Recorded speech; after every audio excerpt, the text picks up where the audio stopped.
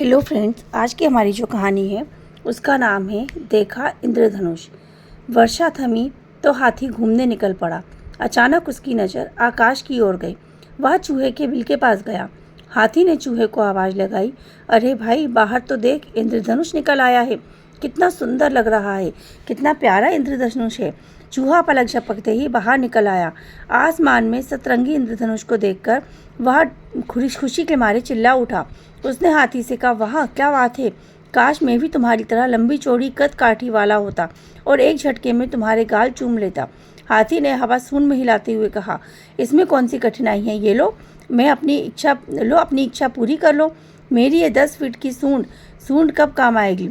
हाथी ने दूसरे ही क्षण चूहे को सूंड से उठाकर अपने गाल पर रख दिया और दोनों हंसने लगे।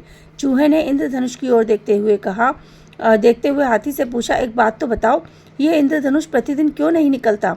हाथी ने सिर हिलाते हुए उत्तर दिया, ओह, ये तुम्हारा प्रश्न तो हमेशा ही कठिनाई में डाल देते हैं। वास्तव में इंद्रधनुष वर्षा के बाद ही निकलता है। कारण स्पष्ट है, वर्षा होने के बाद हवा में पानी के नन्हे नन्हे कण रह जाते हैं। जैसे ही सूर्य की किरणें उनमें से होकर निकलती हैं तो वे 7 रंग के इंद्रधनुष का आकार ले लेते हैं। चूहा बोला, ओह समझ गया, तो ये बात है, लेकिन इनमें से 7 रंग कौन कौन से होते हैं। मुझे तो 7 रंग दिखाई नहीं देते।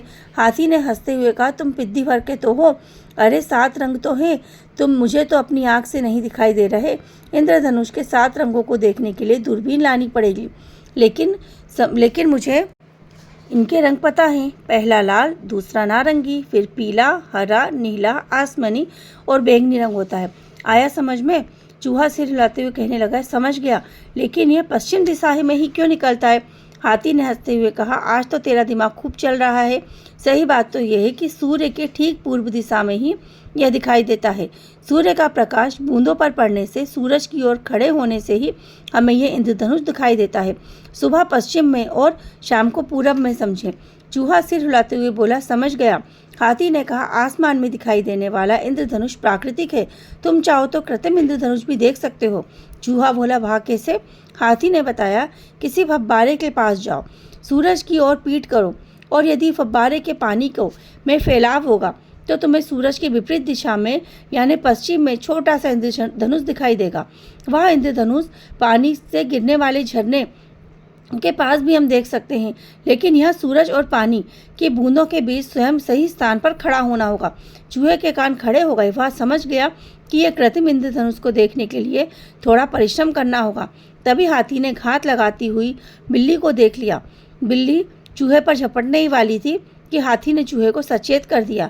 चूहा बोला, समझ गया, मैं चला बिल में। यह कहकर चूहा बिल में जा घुसा।